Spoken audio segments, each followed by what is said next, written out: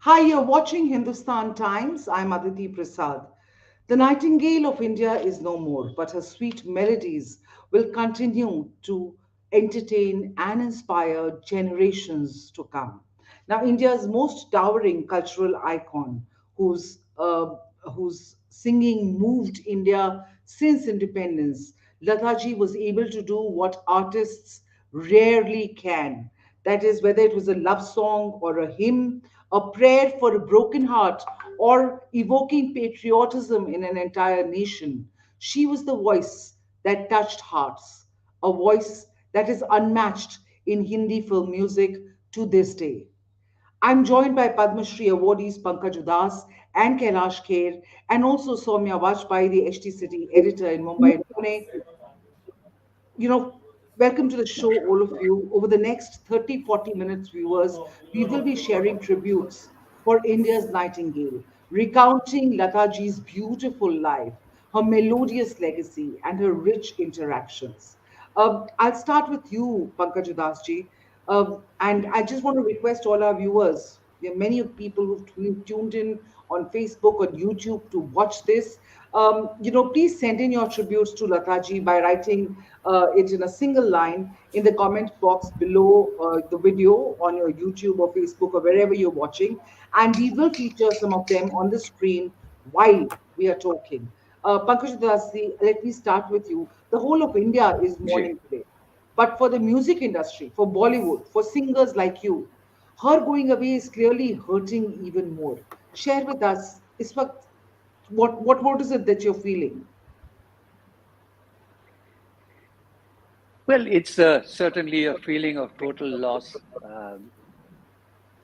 सबसे ज़्यादा ये महसूस होता है कि जिसे हमारे शास्त्रों में कहा गया है कि पिता, माता और पिता की एक छत्र छाया होती है आपके सर पे, एंड उनसे आपको हौसला मिलता है, उनसे आपको हिम्मत मिलती है, उनसे आपको आगे चलने का रास्ता मिलता है. So Lataji was like a father figure, a mother to the entire music fraternity. Her presence always gave us such tremendous amount of reassurance, tremendous amount of promise, tremendous amount of protection, security. It was right there in our heart that, oh, sab kuch theek hai, Lata ji hai na, there's no problem. Like we have, Kailash ji would agree with me that we have a very, we have, since last few years, we all singers got together. Kailash ji is very active with us, and Sonu Nigam, Alka Yagnik, they all initiated this entire movement. And we are collecting funds, we are collecting royalties on behalf of Singers Association. Singers are entitled to royalty as per the new amendment in the copyright law since 1912, 1913. Gee. So, Lataji is our patron, chairman, founder, whatever you call it. So, Lataji never attended any meetings, or Lataji did not come for, because obviously her health and various other issues didn't permit her to come to some place for a meeting. But her single message on our WhatsApp group, or her message to Sanjay Tandon, who's our Indian Singers Association's chairman, her message was more than enough to give us the confidence, to give us the strength to fight for singers' rights. And for us, she was our, torch bearer. She was someone who was leading us from the front.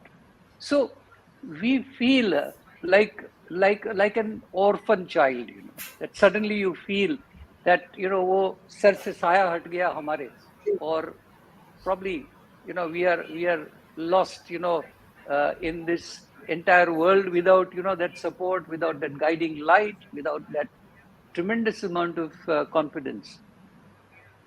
Pankaj ji, I know that you हम लोग कल भी आपसे बात करने वाले थे, but I think you were so broken hearted ji. कि आपने जी, आई कहा कि वाज. कल कल कल बात करेंगे, आज यू वर जी.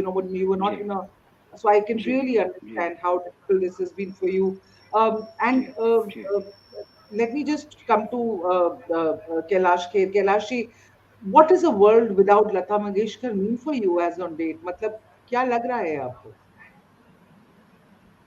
जी, हमको लगता है जैसे एक Can you बहुत share बड़ा it on my उजियारा Facebook? अचानक अंधकार में परिवर्तित हो गया है और एक युग का अंत हो गया, एक संगीत का अंत हो गया। मुझे ऐसा लगता है, देखिए, लता जी ने गाना तो लगभग 10-12 वर्ष से कम कर दिया था, बंद कर दिया था, लेकिन उनका होना ही ऐसा लगता था कि अभी भी संगीत और संगीत की आत्मा और संगीत का जो सच्चा स्वभाव होना चाहिए, वो जीवित है।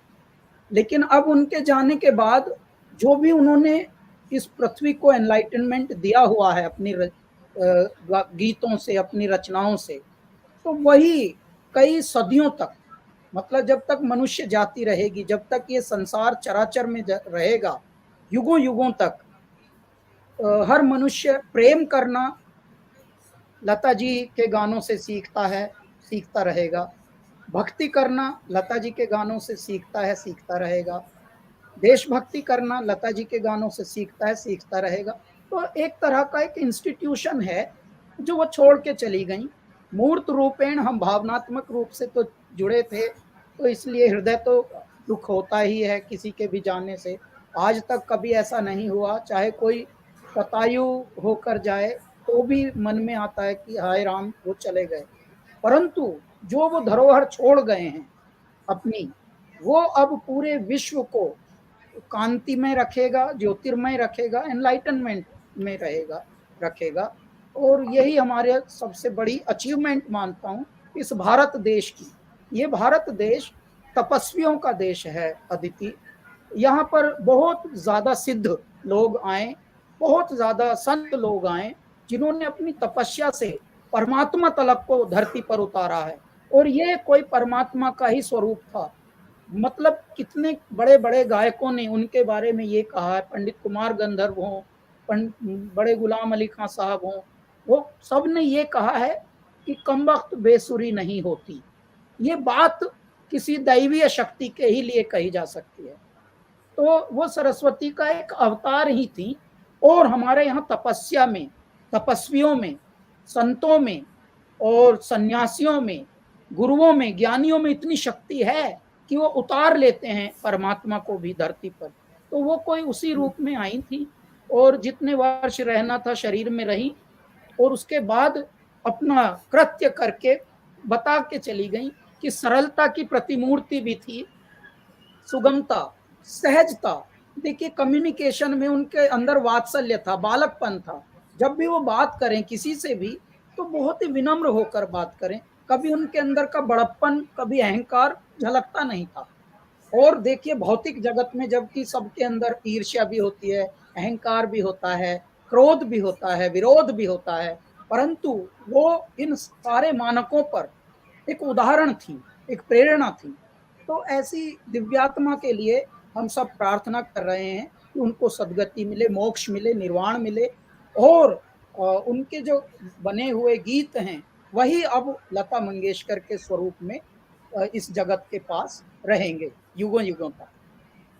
That's such a beautiful, heartfelt eulogy that you paid. इतना प्यारा tribute आपने दिया, कैलाशी. But I want to, I want you, both of you, or all three of you actually. I'll come to you also, Soumya, to share stories about Lata ji. Everybody has heard her beautiful singing. लेकिन उनके बारे में कहानियां, उनके बारे में any anecdotes that you remember. आपने उनके साथ काम किया है. We'd love to hear about them. In fact Pankaj ji, you आपने उनके साथ गानों पे ही काम नहीं किया, आप लोग बहुत आसपास भी रहते थे. You were almost neighbours. What are your best memories of her, पहले as a musician and then as a neighbour, if you could sort of tell us.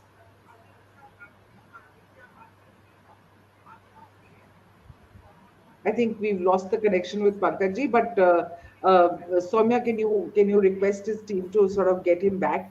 Sure. Kailash ji, your best memories of her as a musician. आपने उनके साथ, I know that you collaborated with her for एक अमिताभ और लता जी और आपने साथ में मिलकर एक पेट्रियोटिक सॉन्ग साथ में किया था. Tell us your experience of working with her. जी, लास्ट ईयर हम लोगों ने इस गाने पर काम किया था और इस गाने का नाम है हम हिंदुस्तानी। ये कोविड वॉरियर्स जो जितने भी हमारे फ्रंट लाइन वॉरियर्स उनके ऊपर डेडिकेटेड था ये गाना। इसमें सोनू निगम जी हैं, श्री अमिताभ बच्चन जी हैं, पद्मिनी कोल्हापुरे जी का ये एक पहल थी। उन्होंने एक रिकॉर्ड कंपनी अपनी शुरू की है और उसी का ये प्रारंभ था जिसमें लता जी का आशीर्वाद भी मिला और श्री अमिताभ बच्चन जी का भी उसमें वॉइस है। तो मैं अहोभाग्य मानता हूँ अपना कि मैंने गाया है इस उसमें। और जहाँ मतलब स्वर सरस्वती बोलता हूँ मैं तो उनको, उनकी भी उन्हीं के आशीर्वाद से प्रारंभ होता है हम हिंदुस्तानी। तो गाने का उद्देश्य बहुत बड़ा, गाने की आत्मा बहुत बड़ी और गाने में लता जी जुड़ी हुई हैं, उन्हीं के वॉइस से प्रारंभ होता है, वो ब्लेस कर रही हैं और उसके बाद हम लोग गा रहे हैं। तो मैं इसलिए अपने आप को भाग्यवान मानता हूँ कि मैं उस युग में जन्मा हूँ जिस युग में लता मंगेशकर जी हैं। और ऐसे में थोड़ा सा गाना भी, थोड़ा सा परिचर्चा होना भी। एक बार एक ट्विटर पे हम लोग कोई ऐसा विमर्श कर रहे थे तो उन्होंने ट्विटर पर भी, क्योंकि वो हमें फॉलो करती थी, मैं अपने Hmm. आप को धन्य मानता हूँ कि वो मुझे फॉलो करती थी। और एक बार ट्विटर पर कोई विषय था जिसके लिए उन्होंने मैसेज पे हमसे बातें की, तो मुझे इतना प्यारा लगा कि हे मेरे दाता मतलब इतनी क्या बड़ी क्या विषय शख्सियत, क्या इतनी विषय था? I am very intrigued. क्या विषय था? विषय क्या देश बातचीत था, थी? विषय देश था अदिति। और हाँ. एक देश के प्रति कैसी भावनाएं होनी चाहिए। तो उस वक्त क्योंकि देखिए सभी के मन अलग अलग होते हैं, सभी के मस्तिष्क अलग अलग होते हैं, तो इस पे परिचर्चा चल रही थी।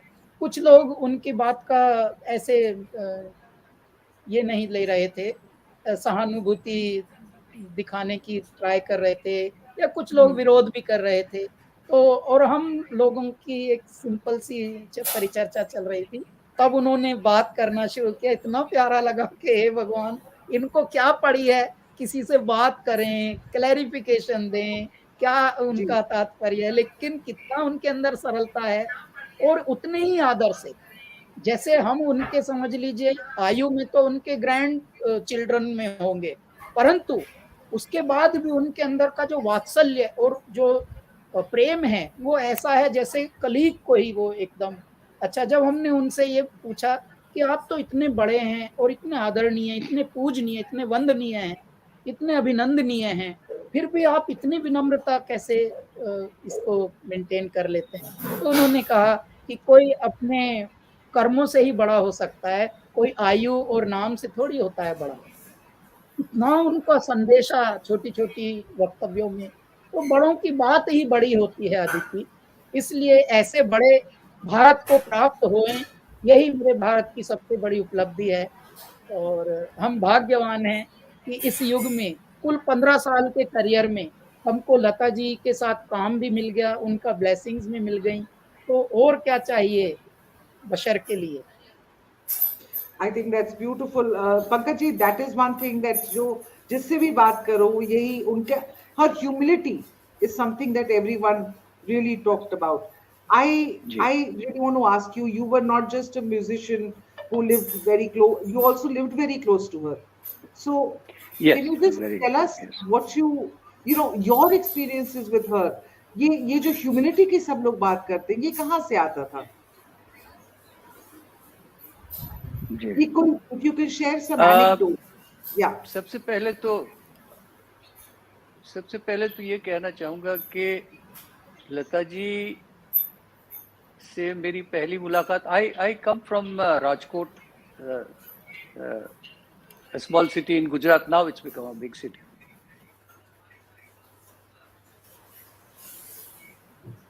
Okay.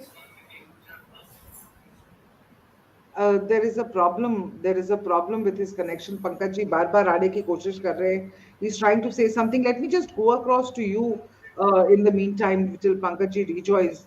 Soumya, you had interviewed her 9 years ago. We've Yeah. carried that. that story, that interview, excerpts from that interview on page one of HT City today. For Yeah. the viewers who haven't read it, you can pick up your copy of HT City and get excerpts of that interview that Correct, Soumya, correct. our lifestyle editor, did Ji. with Lataji.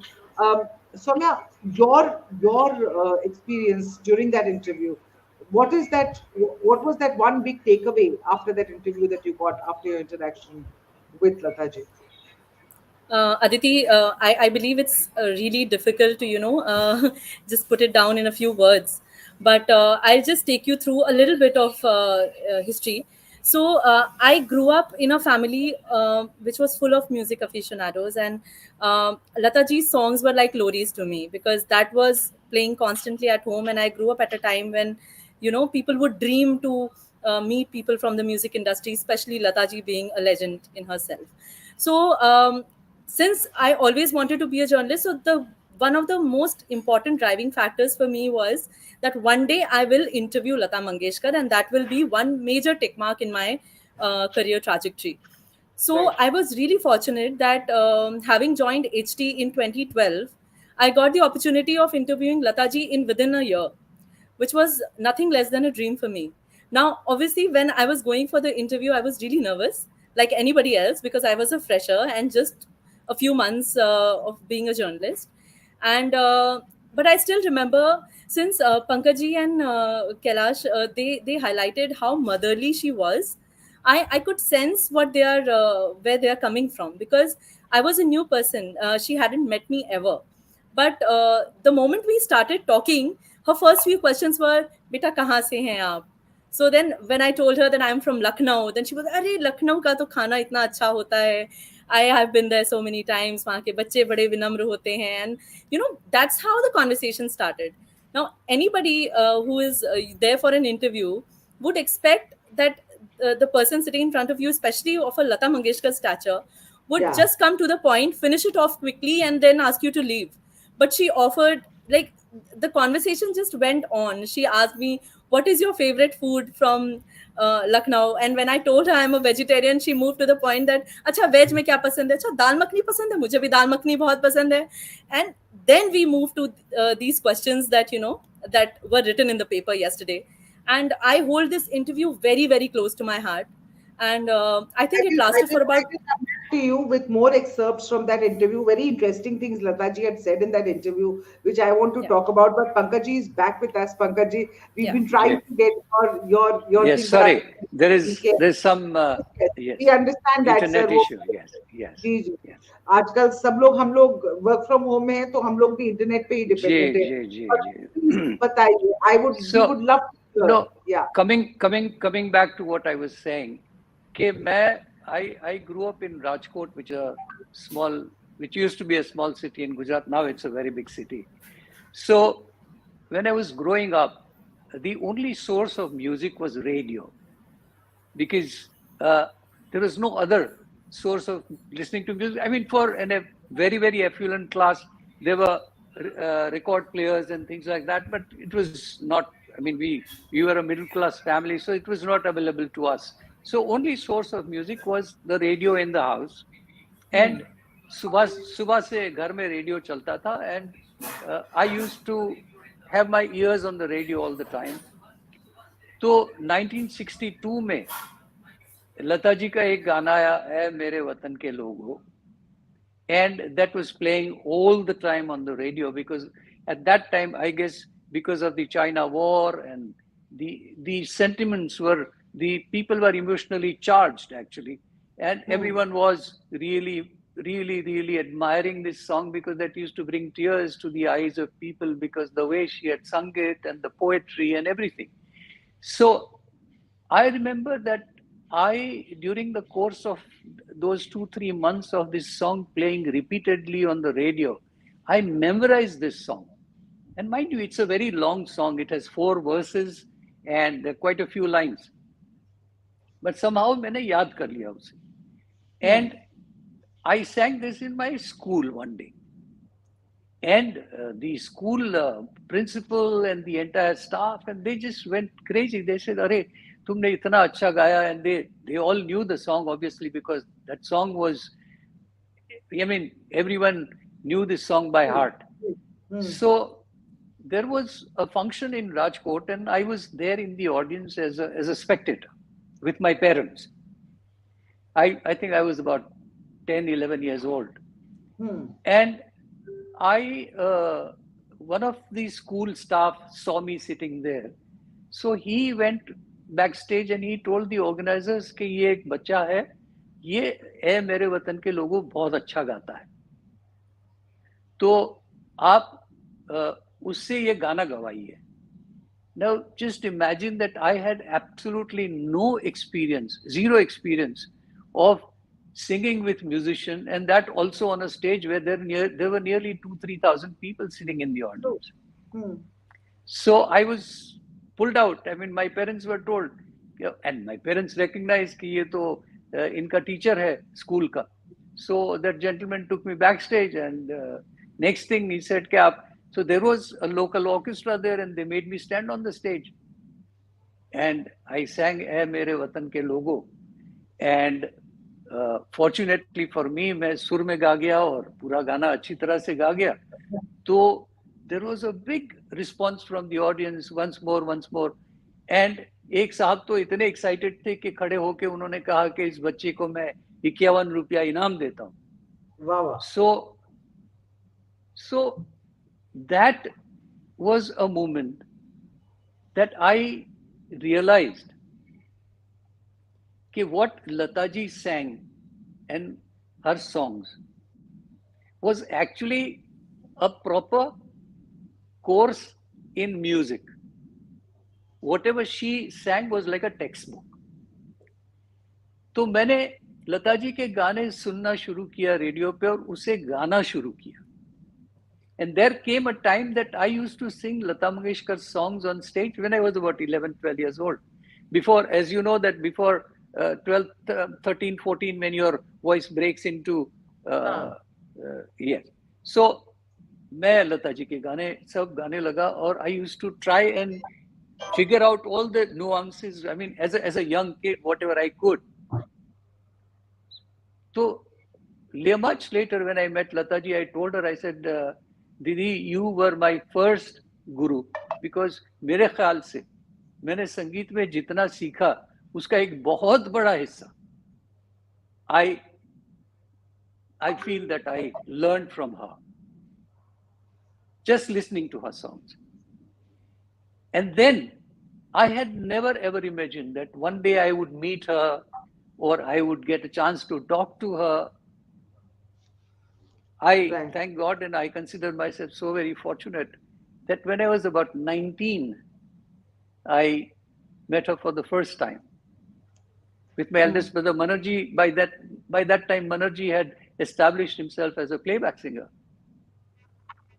So I remember I met her at a function and I was introduced to her that Manerji said, "This is my younger brother." And I touched her feet and she was very sweet. She always had this lovely childlike voice, beautiful voice. Yeah. And I just could not believe that "Eh Mere Watan Ke Logo," which I sang on stage and which I learned and which I heard a million times, and then so many other songs. I couldn't believe that I'm standing in front of this lady. And just imagine this was 1970. And then in 1970, I was studying. I had just entered college. I had never thought that I would ever get a chance to meet her again. But just imagine that I met her many, many times. And ultimately, there came a time that I got an opportunity to sing not one, but quite a few songs with her for various films. And that went on. And she always used to tell me every time I met her, she used to tell me, "Pankaj, तुम्हारे साथ जो मैंने गाने गाए हैं वो बहुत कम हैं, लेकिन वो सारे गाने बहुत ज्यादा पॉपुलर हुए हैं." So I think a compliment like this from her was unbelievable. And She's, yes. sorry, yes. You were saying something. What is that? What you've sung when you started singing songs with her? I mean, you kept held her as a guru right from when you were at a very young age. When you started Certainly. singing with her, what is it what is that one big learning that you took from her as far as music is concerned? See, Lataji, yesterday, my very dear friend Shankar Mahadevan used a wonderful term in describing her, that Lataji is beyond words and Lataji is beyond music. Because when she used to sing, I mean, we know that these are the words that you have to sing. You know that this is the melody that you have to sing. And Kailash would agree with me that a singer makes it a point that you have the correct pitching and the right throw and right singing and whatever it is. But then Hmm. she was one person who brought in an additional extra element into her singing, that she made the song sound like something else only, which no other singer could do ever. I mean, I was singing with her, but then I would wonder as to how did she manage to say so many things in, those small things, choti choti No one. murgiyan, choti choti jagahein, Huh. all the nuances, and even the words. The way the way she used to say each and every word was so precise. It was so expressive that you wondered as to. And mind you, she used to come to the studio and learn the song in the studio. I mean, she was अच्छा, ऐसा नहीं है familiar कि with घर पे that. था पहले practice कर लिया. बिल्कुल बिल्कुल नहीं. She would not be familiar with that song for even 30 minutes. And then what she would reproduce in terms of her singing was something else. So it was, I mean, as Kailash said, that she was godly. I mean, she was like a god. She had this great gift. She created magic actually. And the Kailash only thing you या, हाँ बताइए, sorry बोलिए no, Pankaj the ji. only thing you could do is be in an awe of her. That's all. Kailash, आपने आपने भी उनके साथ अभी हाल फिलहाल एक सॉन्ग किया, पेट्रियोटिक सॉन्ग था. आपको आपको क्या सीखने को मिला उनसे उस दौरान? मैं अनम्यूट अनम्यूट अनम्यूट, एक मिनट. हाँ, अब बोलिए.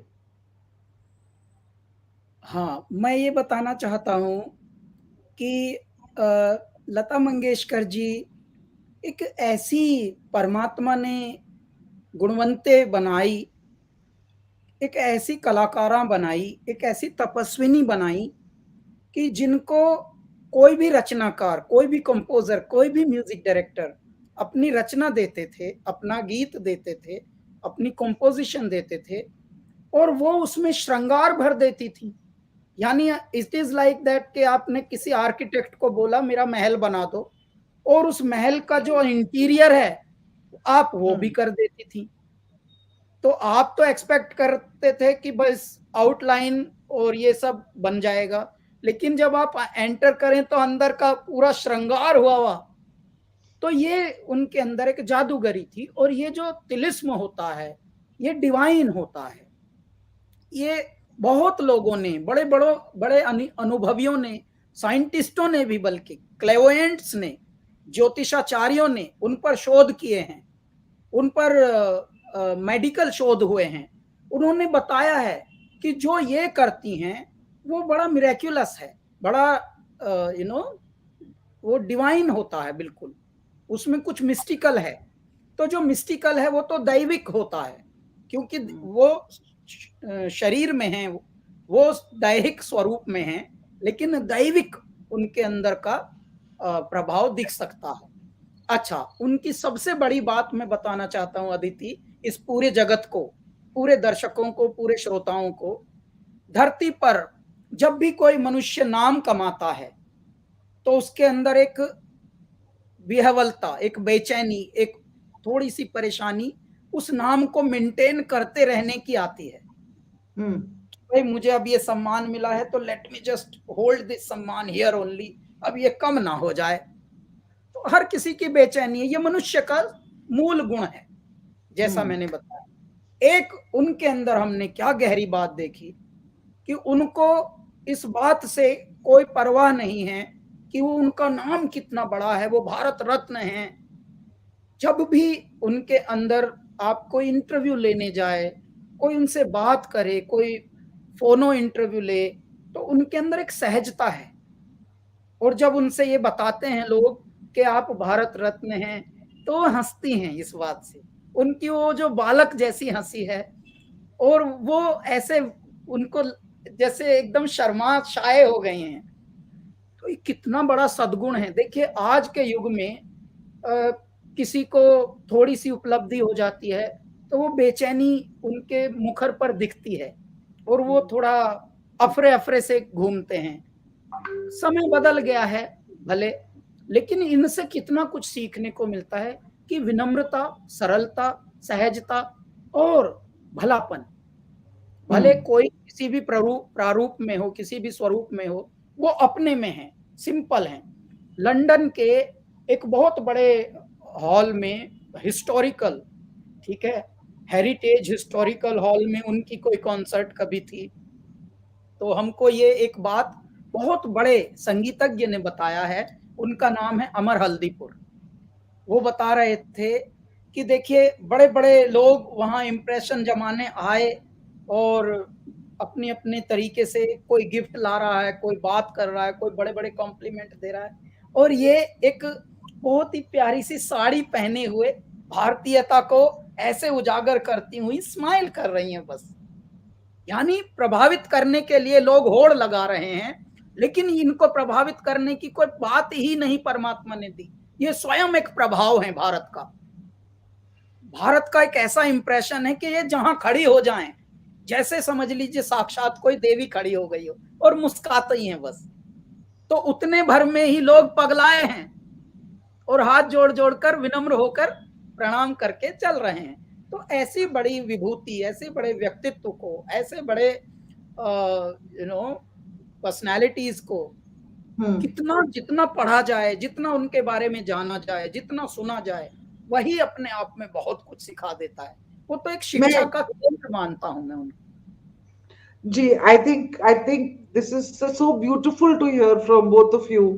These things about Lata ji, these little known things about ji Lata ji. Ji How so should I mean I think the whole of I India must is I must yes, share this with you yes, that please. I uh, have been going to her house because, as you said rightly, that she stays very close to us. Lataji's nephew Adinath, who's Hridaynath ji's son, is very close to us, very close to my daughter Nayab. And every year, uh, Lataji brings in Ganpati at her house. I mean, the family brings in Ganpati at her house. And there is Ganpati की स्थापना होती है और हर साल बराबर गणपति भगवान की पूजा होती है 10 दिन के लिए और फिर बकायदा विसर्जन होता है। सो हर साल मैं, मेरी पत्नी और मेरी 2 बेटियां, हम लोग चारों, we would actually, to be very honest, we would look forward कि गणपति कब आए। So we would go to Prabhu Kunj where she lives, and वहां पे हम लोग गणपति के दर्शन करने के लिए जाते थे। सो Lata ji, mind you, she, when we talk about her simplicity, when Kailash ji was talking about her simplicity, can you imagine that she lived in this apartment on Pedder Road at Prabhu Kunj, where she lived in this one bedroom. In that whole apartment, she occupied one bedroom, and she lived for nearly 60 years plus. Now, let me tell you that Lataji had no shortage. She could have bought a penthouse, she could have bought a bungalow, she could have bought God knows what. Yeah. But she was not bothered. She was just happy in that one bedroom on Pedder Road, and that's it. And she would be inside the bedroom. We will go, we'll do our darshan and everything. There was some kind of, जिसको कहते हैं ना, एक रूहानी रिश्ता जिसको कहते हैं, कि every time we went, Adinath would knock on the door and say, Didi, Pankaj Bhai has come. So she would come out and she would sit on the sofa. She would make my elder daughter Nayab sit next to her, and we will all sit with her. And then she will talk to me. She will talk about music. She'll talk about all kinds of things. And then I would start feeling uncomfortable that, am I holding her or am I keeping her? Because मेरे लिए तो, it's like blessings. कि Right. Lata ji के बगल में बैठ के 20 minute 25 minute उनसे बात की. अब I used to start getting little restless कि भाई शायद उनको मैं होल्ड तो नहीं कर रहा हूँ, शायद मैं कोई बदतमीजी तो नहीं कर रहा हूँ. But so I would certainly ask करके, दीदी आई होप के नो नो नो नो, आप बैठिए, हम लोग कुछ और बात.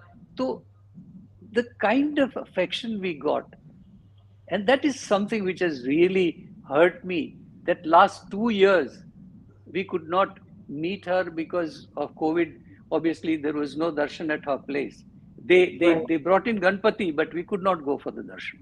And I think that's my biggest regret, actually, that I just could not get an opportunity to sit with her, chat with her, meet her, do the darshan.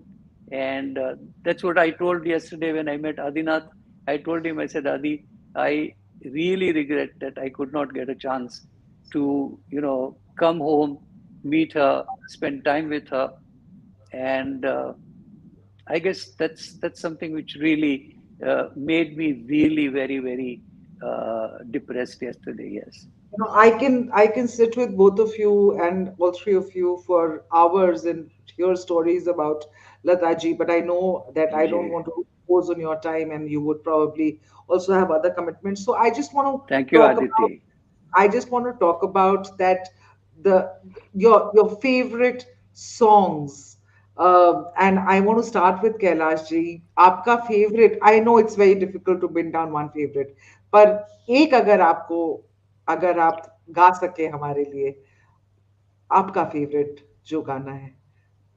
Unmute कर दो, unmute कर दी. एक मिनट सॉरी, अनम्यूट करके बात करेंगे जी. जी, मैंने जो सबसे पहला उनका गाना सुना था बाल्यावस्था में, तो वो था आएगा आने वाला.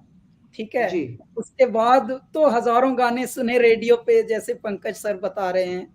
और उसके बाद एक गाना है, मेरे बचपन तू जा जा जवानी को ले आ, जावे जा तैनू रब दा वास्ता, जावे जा तैनू रब दा वास्ता.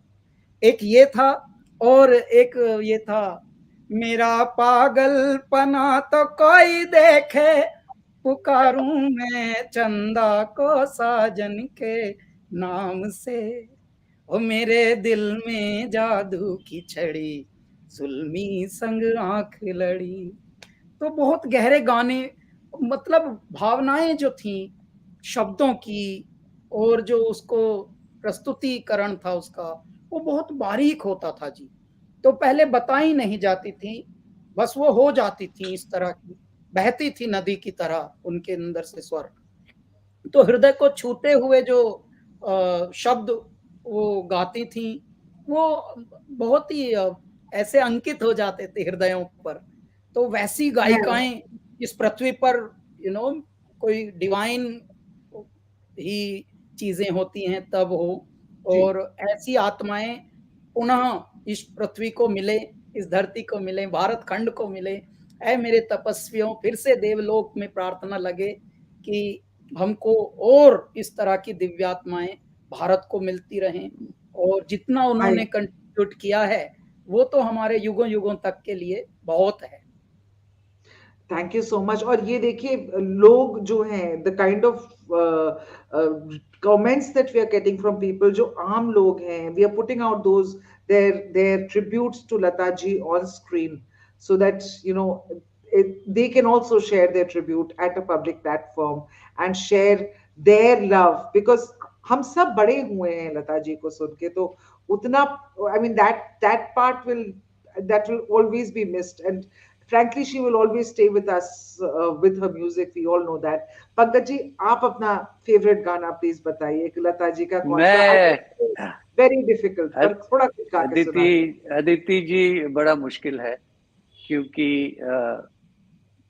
thousands of songs she has sung, and उसमें से एक गाना चुनना, या तो उसमें 5 गाने भी चुनने, बड़ा मुश्किल काम है। बट कल मैंने एक इंटरव्यू में, I was talking to Rajdeep Sardesai कल, और मैंने एक इंटरव्यू में कहा था कि लता जी की एक नज़म है एक्चुअली।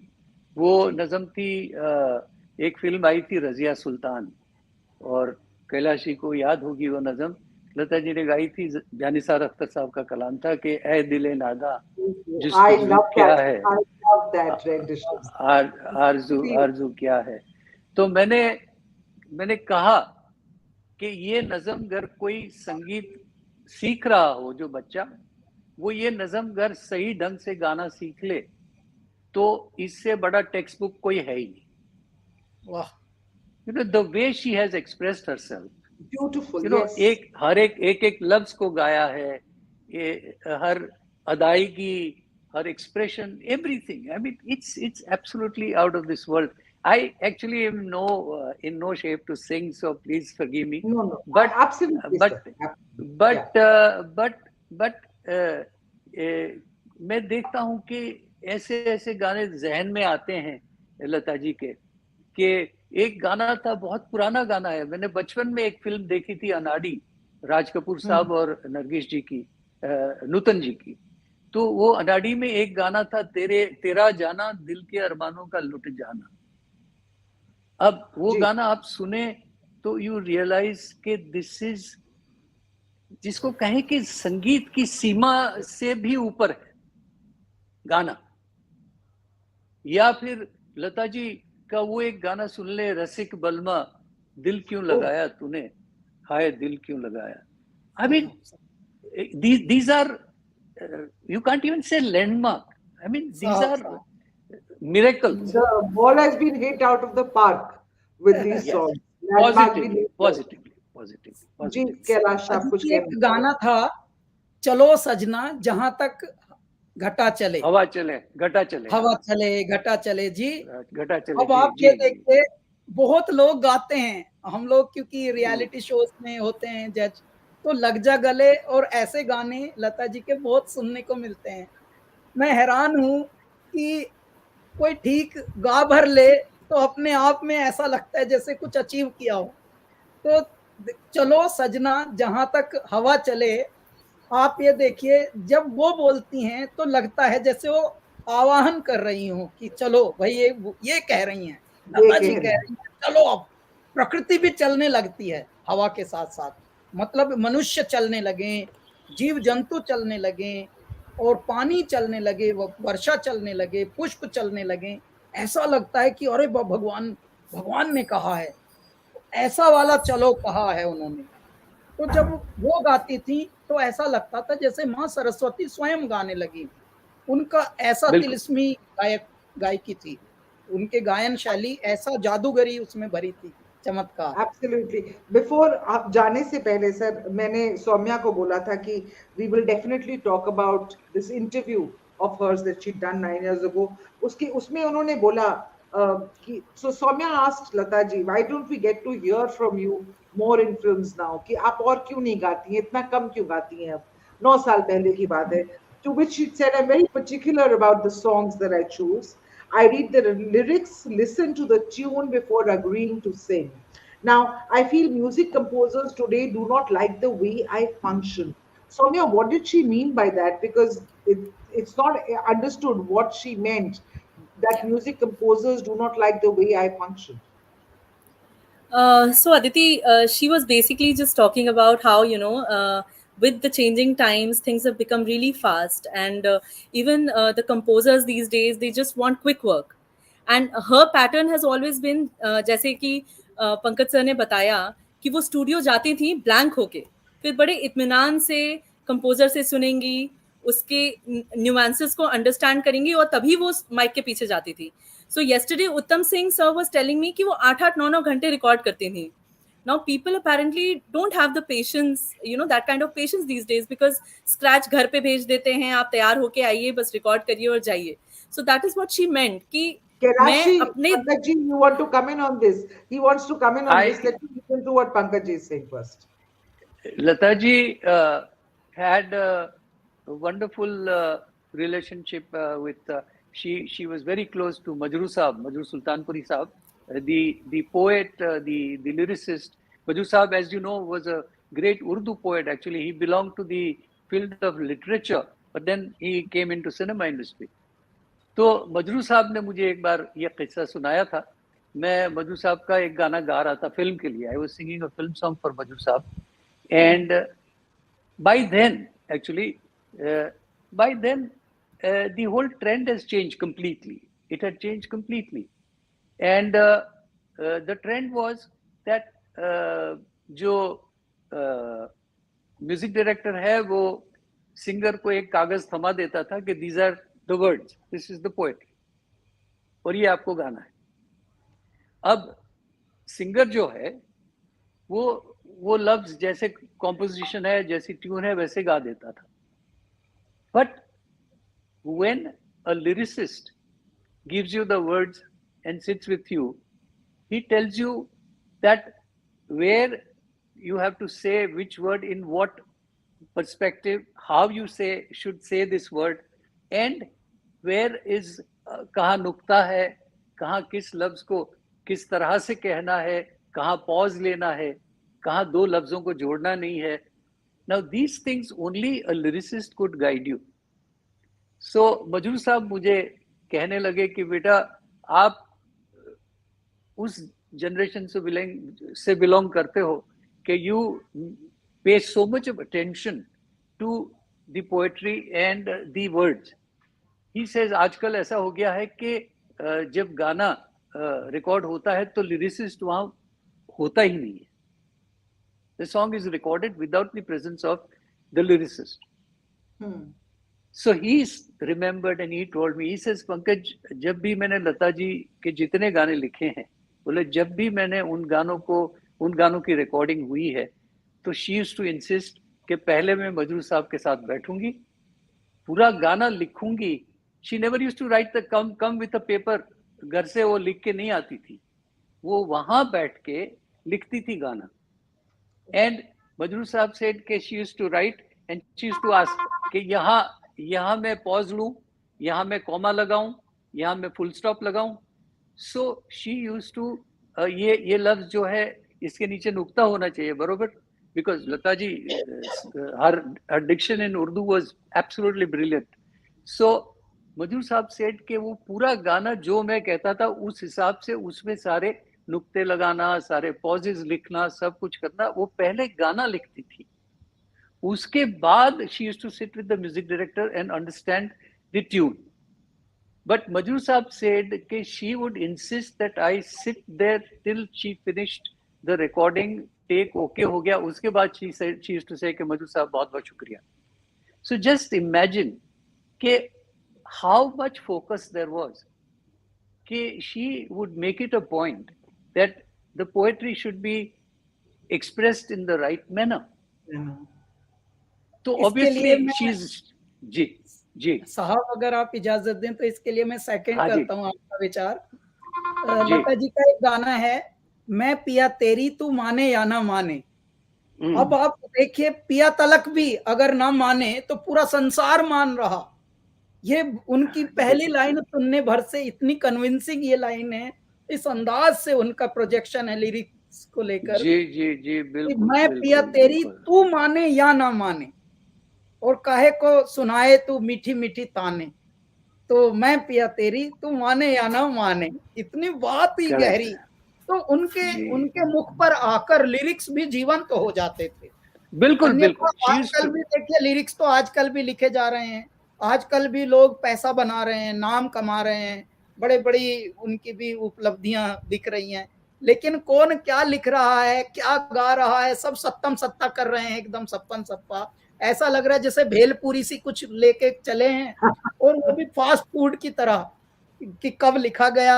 हाँ प्लीज, सौम्या हाँ, जी कह रहे सौम्या हैं। कुछ हाँ, कहना चाह सॉरी रहे हैं। Aditi, I really need to add this, but सबसे बड़ी खूबी लता जी की ये थी that she was never a cribber. मतलब वो नहीं गा रही थी, इसका उन्हें कोई अफसोस नहीं था, बिकॉज नहीं जैसा बिल्कुल हम नहीं। लोगों ने अपने पिछले, हाँ एग्जैक्टली, हम लोगों ने जितना अभी तक जिक्र किया वो यही समझ में आया कि her work was her worship, and for a goddess her worship was so important that उन्हें काम ना मिले चलेगा, लेकिन she will never compromise on her way of working, because it was not just work for her, she was okay sitting home. वो है ना, वो अफसाना जिसे अंजाम तक लाना ना हो मुमकिन, उसे खूबसूरत मोड़ देकर छोड़ना अच्छा। छोड़ना She अच्छा। said छोड़ना this to अच्छा। me when she was having this chat with me, कि कोई बात नहीं, इतना काम कर लिया, अब दूसरे लोगों को मौका कब मिलेगा।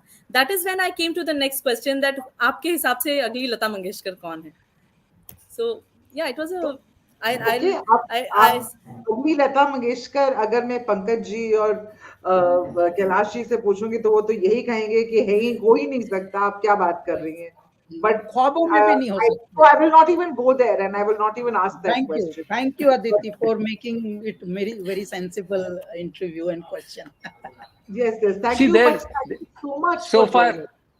so far we have हाँ, only seen one sun and one moon. तो दूसरा Yeah. तो चांद हो नहीं सकता, दूसरा तो सूरज हो नहीं सकता। तो दूसरी लता लता भी नहीं मंगेशकर, होती। दूसरी लता मंगेशकर नहीं हो सकती।